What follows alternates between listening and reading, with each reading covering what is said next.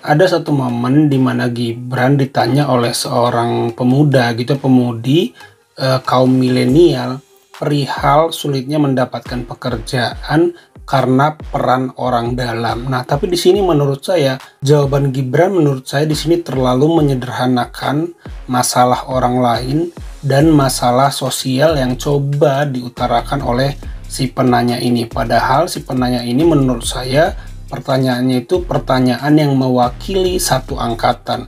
Jadi pertanyaan yang memang menjadi problem anak-anak muda. Nah, padahal Mas Gibran ini mengaku mewakili anak muda. Nah, bagaimana sih pertanyaannya? Coba kita simak dulu bareng-bareng videonya. Perkenalkan, nama saya Dela Wina, saya merupakan perwakilan dari Sobat Prabowo Gibran. Saya mau bertanya dong Mas, ini kan saya kan alumni baru pulang ya dari S2 gitu.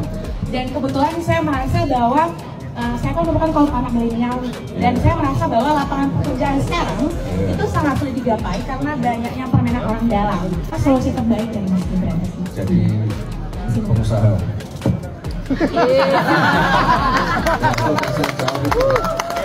S2 masa nggak berani jadi pengusaha ya? Nah, masih mau ngelamar kerja? Pengen. Jadi pengusaha aja ya? Ada juga usahanya. Oh ya udah, jadi pengusaha aja ya. Gak usah ikut orang. Menciptakan lapangan pekerjaan. Mandiri. Dan cuaca ya. Nah, pertanyaan Simbanya sebenarnya sangat bagus ya. Dia mewakili satu angkatan atau satu generasi di mana pertanyaannya itu mengandung fenomena sosial atau problem sosial atau masalah sosial yang dihadapi oleh anak-anak muda. Tapi di sini Mas Gibran menurut saya memberikan jawaban yang terlalu menyederhanakan dan menyepelekan pertanyaan tersebut. Nah, di sini kita akan menyimak bagaimana ketidakpuasan netizen terhadap jawaban daripada Mas Gibran. Kakak ini nanya sama Gibran, gimana pendapat Gibran tentang susahnya anak-anak atau susahnya orang-orang cari kerja sekarang. Kenapa? Karena ternyata orang-orang cari kerja tuh banyak yang melibatkan orang dalam, makanya yang bisa dapat kerja tuh biasanya ada orang dalamnya. Terus Gibran mengomentarinya, ya udah nggak usah cari kerja, jadi pengusaha aja. Ya ampun. Ya bagus sih, nasihat itu bagus gitu. Mungkin kalau kakak itu mau jawab, ya kita ini udah pengusaha, semua hal kita usahakan sudah untuk nyari kerja. Karena ya inilah ketika anak muda berbicara ya, dia tidak bijak. Kalau Tuhan menciptakan semua orang itu pengusaha, siapa pekerjanya? Jadi dianya harusnya memahami tidak semua orang itu punya mental pengusaha, tidak semua orang juga punya mental pekerja.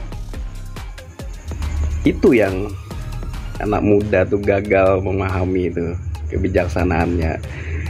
Iya, kalau kayak gitu mengklaim mewakili anak muda yang seperti apa yang diklaim diwakili? Anak muda yang punya orang dalam, anak muda yang instan. Anak muda yang penuh perjuangan itu yang harusnya diangkat jadi wakil oleh orang-orang itu gitu, bukan anak muda yang model-model instan begini gitu loh. Banyak loh anak-anak muda yang hebat-hebat yang berjuang dari nol. Kalau ini kalimatnya berjuang dari nol ya, tapi you punya embel-embel bapak gitu loh. Bapak, paman dan lain-lain. Ya Indonesia begini amat ya. Nah, kalau dari saya begini ya, pertanyaan dari Simbanya itu bagus. Bagaimana solusi terbaik bagi dunia kerja yang penerimaannya itu menggunakan orang dalam? Nah, saya pikir ada dua hal yang membuat Mas Gibran tidak bisa menjawab pertanyaan ini dengan baik. Pertama, Mas Gibran tidak pernah mengalami berjuang mencari kerja. Kedua, ketika membuka usaha, Mas Gibran tidak mengalami yang namanya kesulitan modal gitu ya, kesulitan membuka usaha karena anak presiden, sehingga dengan enteng jawaban membuka usaha itu bisa dilemparkan.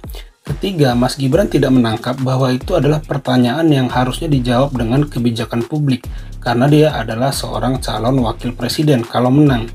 tidak bisa dia memberikan solusi pribadi. Itu jawaban untuk solusi pribadi. Ya udah nggak usah ngelamar kerja, tapi jadi pengusaha saja. Tapi pertanyaan si mbaknya itu mengandung fenomena sosial, artinya di berbagai tempat telah terjadi penerimaan karyawan itu berdasarkan orang dalam. Nah, ini harus dipecahkan dengan solusi terbaik yang ditanyakan si mbaknya, yaitu apa? Ya, kebijakan publik apa yang akan Mas Gibran ambil untuk mengatasi hal tersebut agar orang yang bekerja adalah orang dengan talenta dan skill set terbaik, gitu ya teman-teman. Padahal di situ si mbaknya ada dikelilingi oleh sekelompok orang yang saya lihat juga seumuran dengan dia. Nah, artinya pertanyaan itu mewakili keresahan dan masalah yang dihadapi oleh angkatan si mbaknya, termasuk mbaknya sendiri. Harusnya Mas Gibran tidak boleh memberikan jawaban sudah jadi pengusaha saja. Itu tuh malah menurut saya terlalu menyederhanakan persoalan yang coba diangkat oleh si mbaknya. Kedua, jawaban Mas Gibran terlalu menyepelekan apa yang sedang diperjuangkan oleh anak-anak muda itu, yaitu bagaimana dunia kerja itu dengan fair bisa menerima orang tanpa orang dalam, gitu ya teman-teman. Saya setuju dengan pendapat si Mas barusan bahwa tidak mungkin seorang jadi pengusaha. Maksud dari pertanyaan itu tentu mewakili berbagai talenta muda. Ada yang jago jadi desainer, ada yang jago melukis, ada yang jago main musik, ada yang jago IT, coding, membuat aplikasi dan sebagainya. Nah, bagaimana talenta-talenta terbaik ini bisa diterima di perusahaan terbaik tanpa orang dalam? Jadi tidak mungkin semua talenta ini jadi pengusaha. Jadi si mbaknya melontarkan pertanyaan yang mewakili problem suatu kaum, suatu angkatan, gitu ya, satu generasi, tapi dijawab dengan tidak memuaskan oleh Gibran. Itu menurut pendapat saya teman-teman. Mas Gibran, ayo pulang nak. Saya sedih melihat kamu cuma jadi mainan. Di beberapa kali tampilan, di beberapa sesi kemarin itu, saya lihat kamu hanya jadi mainan. Gak berarti apa-apa bagi orang-orang itu.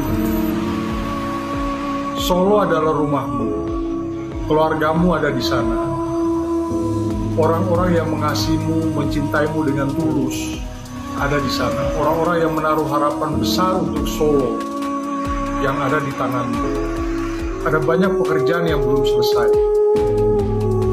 Kamu hanya menjadi korban ambisi politik orang-orang itu yang kemudian akan mengabaikanmu satu ketika nanti. Mas Gibran, ayo pulang nak, pulang. Ya, saya pikir Gibran tidak berpikir demikian ya. Gibran masih merasa dirinya politikus ulung dan ada pada pihak yang secara tulus memang mendukung dia. Ya, kita lihat saja nanti